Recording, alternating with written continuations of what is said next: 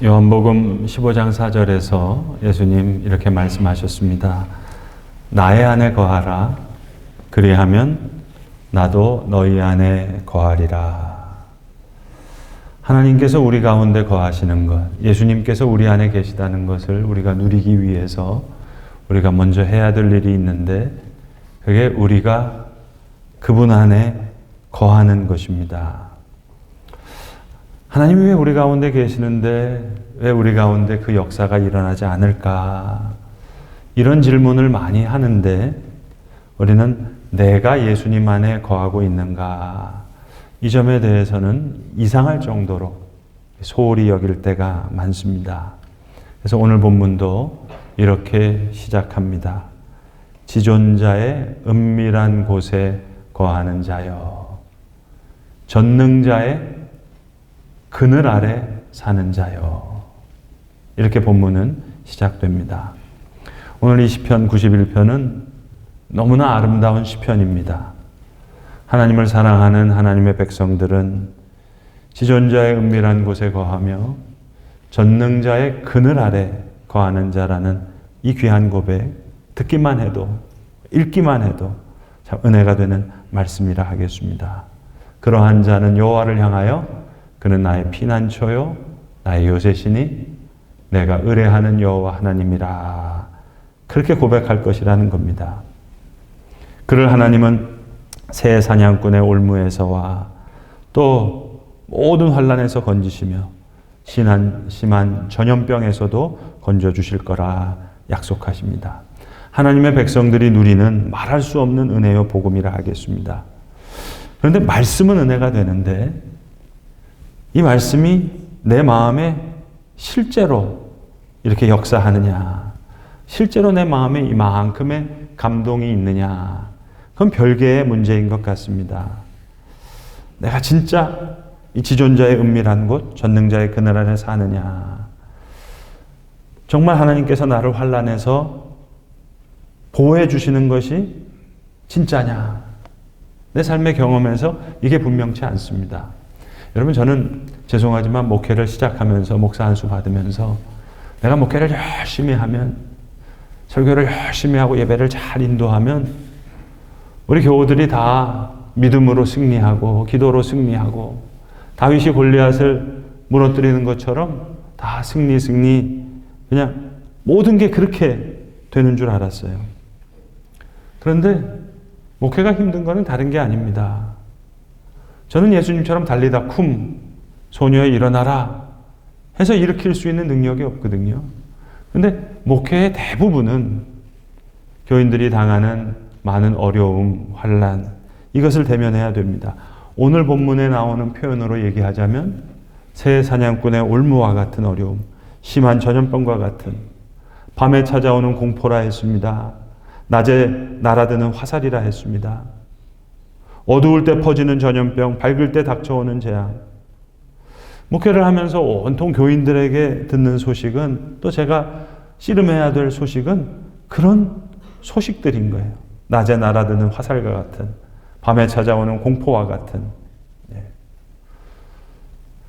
그러니까 정말 하나님이 피난처가 되시고 요새가 되시느냐 하는 그 믿음의 고백에 대해서 스스로 흔들리는 모습을 바라보게 됩니다.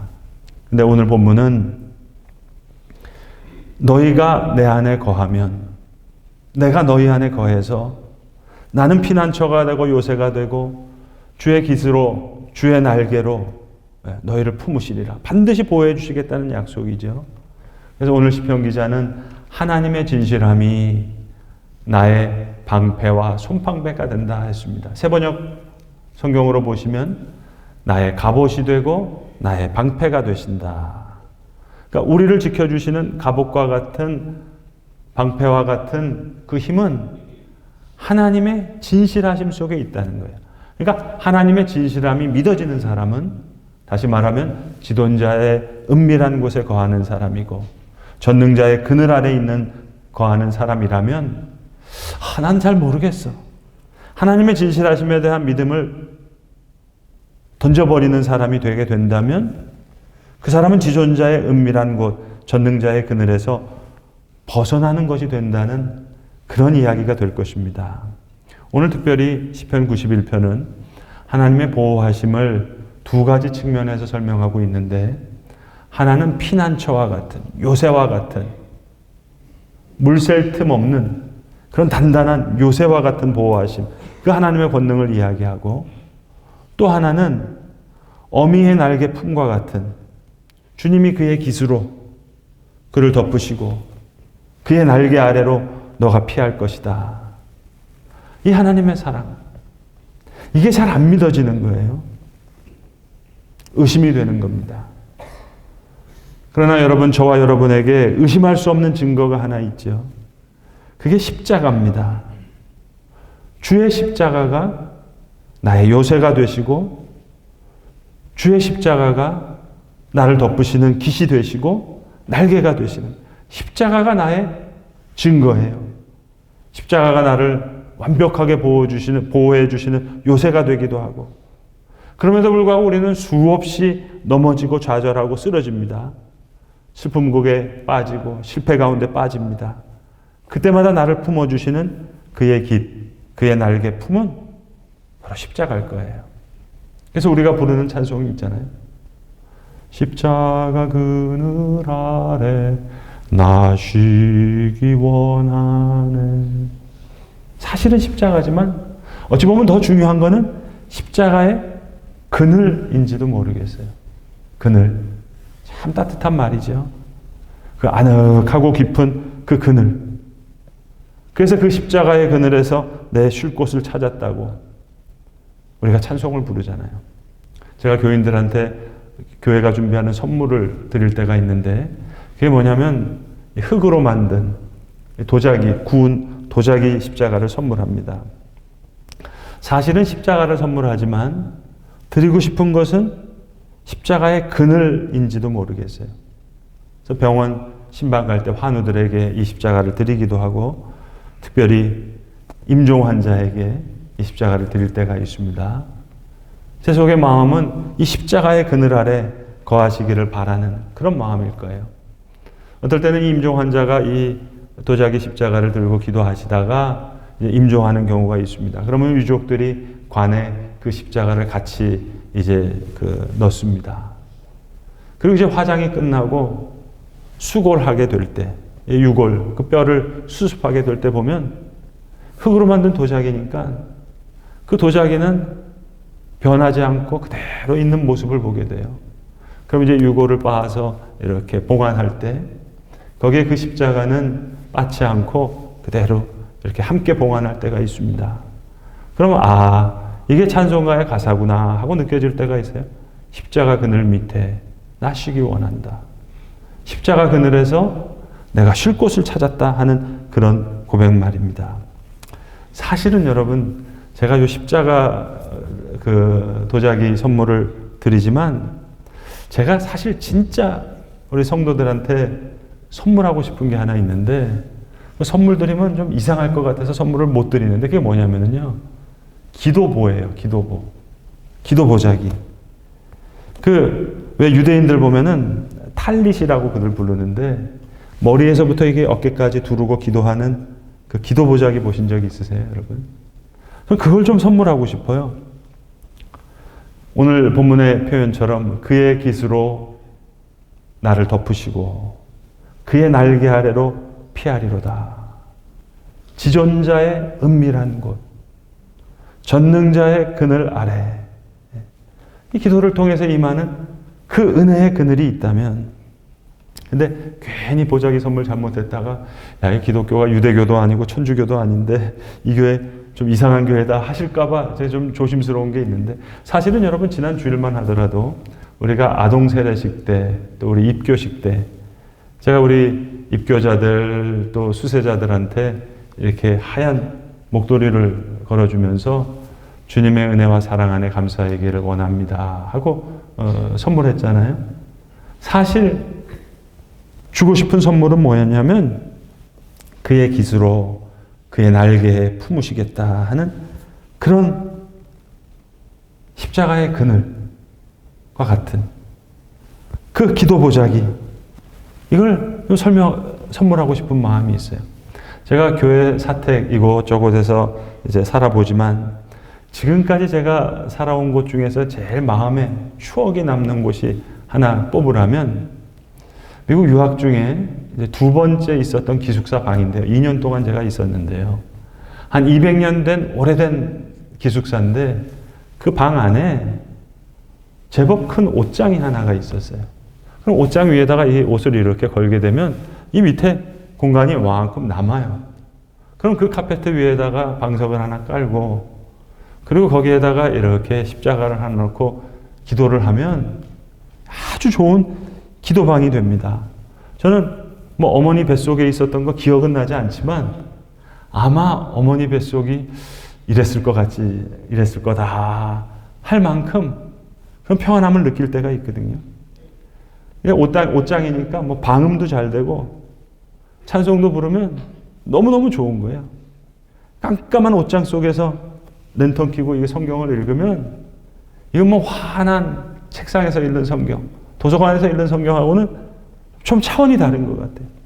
옷장 속에서 부르는 찬송은 예배당 속에서 부르는 찬송과 맛이 다른 것 같고요.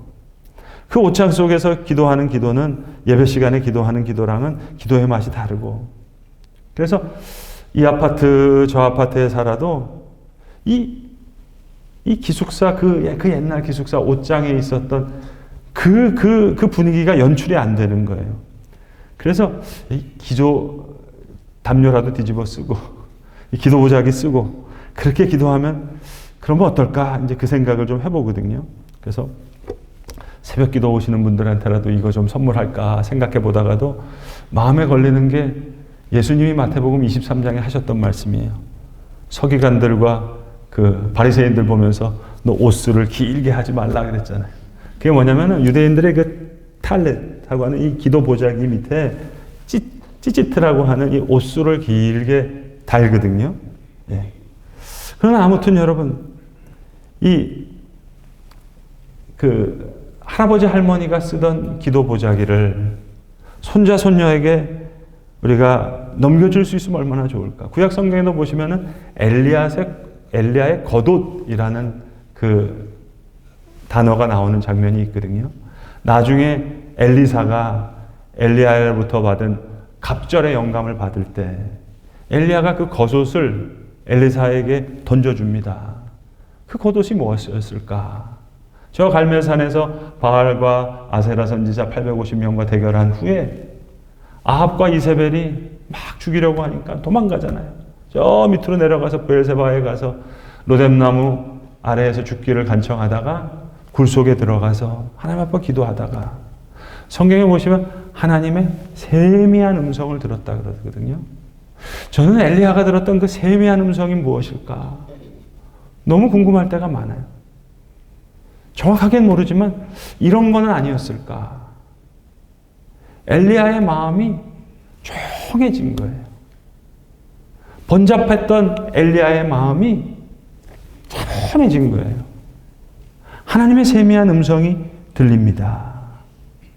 이런 하나님의 깃과 같은 하나님의 품속과 같은 그 전능자의 그늘 아래 거할 수만 있다면 그 지존자의 은밀한 곳에 거할 수만 있다면 그게 십자가의 그늘이겠죠. 근데 여러분 우리가 십자가의 그늘에서 우리가 종종 자주 잊어버리는 게 하나 있는데 그건 뭔고 하니 여러분 십자가는 사랑과 은혜의 징표이기도 하지만 동시에 심판과 저주의 징표이기도 합니다. 왜 예수님께서 엘리 엘리 라마 사박다니 라고 외치셨겠어요? 나의 하나님 나의 하나님 어찌하여 나를 버리셨나이까? 손발에 박힌 못자국 때문에 그러셨겠어요? 옆구리에 찌른 창 때문에 그랬겠어요? 가시면류관 때문에 그랬겠어요? 거룩하신 하나님, 공의의 하나님, 정의의 하나님은 인간의 죄를 심판하실 수밖에 없는 거예요. 그러니까 그 독생자를 대신 죽이시는 거예요. 그냥 넘어갈 수가 없어요. 그러니까 그 십자가에는 모든 진노와 심판이 담겨져 있는 거예요. 그러니까 예수님이 외치는 거예요. 엘리 엘리 라마 사박다니. 나의 하나님, 나의 하나님, 어찌하여 나를 버리셨나이까. 그러니까 십자가에는 사랑과 은혜도 있지만 여기에는 분명한 공의의 하나님, 거룩하신 하나님의 심판과 저주가 함께 있는 거예요. 오늘 우리가 읽은 본문 마지막 절 8절도 이와 같은 맥락이라고 믿습니다. 십자가 그늘에서 그것이 나의 피난처가 되고 요새도 되지만 동시에 오직 너는 똑똑히 보리니 악인들의 보응을 너가 보리로다. 십자가의 그늘에는 하나님의 심판이 함께 있는 거예요. 나를 지키시는 지존자의 은밀한 곳, 전능자의 그늘, 피난처만이 아니라 나를 덮으시는 은혜의 날개의 품만이 아니라 십자가의 그늘은 공의와 정의의 하나님의 심판, 그 십자가의 그늘이에요. 그래서 오늘 시편 기자는 8절에서 오직 너는 똑똑히 보리니 악인들의 보응을 너가 보리로다.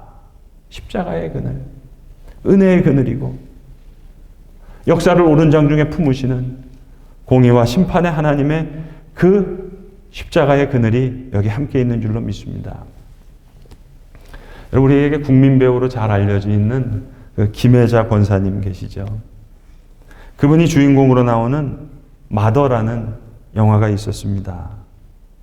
그 영화에 나오는 주인공 이 마더, 이 엄마는 작은 마을에서 약재상을 하면서 살아가는 분이에요. 야매로 침도 놓는 분이세요. 그러니까 뭐 고결한, 숭고한 그런 어머니 캐릭터가 아닙니다. 그런데 이 엄마에게 아들 하나가 있는데 그 아들이 참 어수룩하고 사회 적응을 잘 못하고 앞가름을 못하는 아들이에요. 능력이 안 돼요. 여기저기서 늘 놀림받고 다니는 그런 아들이에요. 시도 때도 없이 사고를 늘 치는 그 엄마가 어떻게 했을까요? 밤낮이 아들이 잘못될까 봐 아들을 지켜줘요.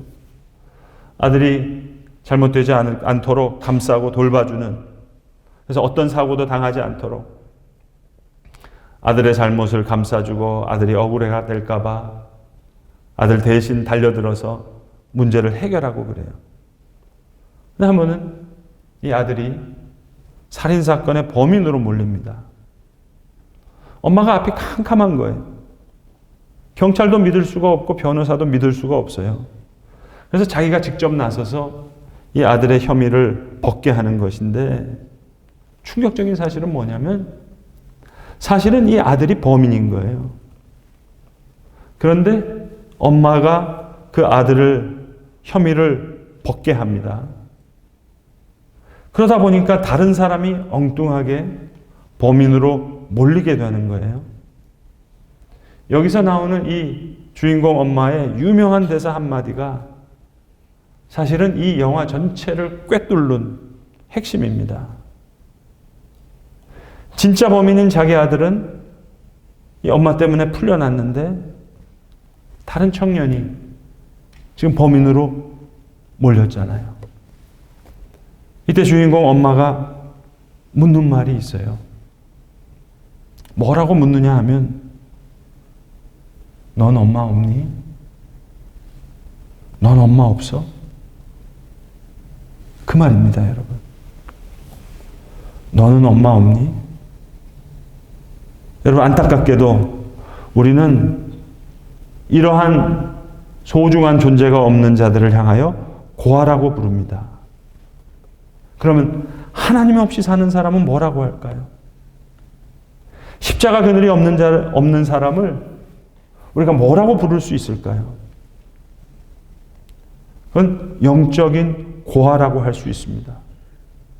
엄마 없는 아이, 사회적인 돌봄이 필요하죠.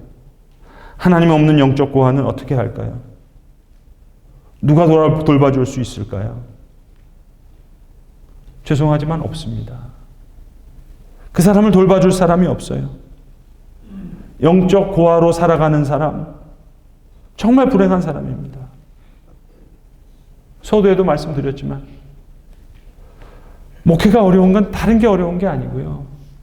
목회하면서 만나는 사건들을 보면 오늘 본문의 표현으로 얘기하자면 새 사냥꾼의 올무에 걸린 사람, 심한 전염병이 걸린 사람, 밤에 찾아오는 공포에 무서워 떠는 사람, 낮에 날아드는 화살에 맞은 사람, 어두울 때 울려 퍼지는 전염병과 밝을 때 닥쳐오는 재앙에 쓰러지고 넘어지는 사람. 저는 그냥 목회 열심히 하면 다 승리하고 믿음으로 다 이길 줄 알았는데, 기도로 다 이길 줄 알았는데, 실제로 만나는 것은 이런 현장들이거든요. 참 어려워 보이고 불행해 보이지만 여러분, 엄마 있는 아들은 살 수가 있는 거예요. 김혜자 때문에 그 아들은 살 수 있는 거예요. 그런데 영적 고아, 너는 엄마가 없니? 그게 불행한 거죠. 성경에 나오는 이스라엘 민족은 원래 고아가 아닙니다. 가출한 고아예요. 그래서 영적 고아가 된 거예요. 그래서 계속해서 하나님은 이스라엘을 향하여 돌아오라, 돌아오라 말씀하는데 돌아오지 않는 거예요. 성도 여러분, 올무와 덫이 없으면 좋겠는데 있습니다. 목사님들에게도 있고요. 장로님들에게도 있고요. 권사님에게도 있어요. 화살과 전염병, 재앙 없으면 좋겠는데 있더라고요. 대부분 있더라고요. 그런데 주님의 진실함을 믿는 자, 지존자의 은밀한 곳에 거주하는 것, 전능한 자의 그늘 아래 사는 자예요. 십자가의 그늘에 거하는 자예요. 그때 주의 사랑과 은혜가 우리의 갑옷이 되고 주의 정의와 공의의 심판이 우리의 방패가 되는 줄로 믿습니다. 그 하나님의 진실하심을 믿는 것, 그것뿐이에요. 나의 안에 거하라. 그리하면 내가 너희 안에 거하리라.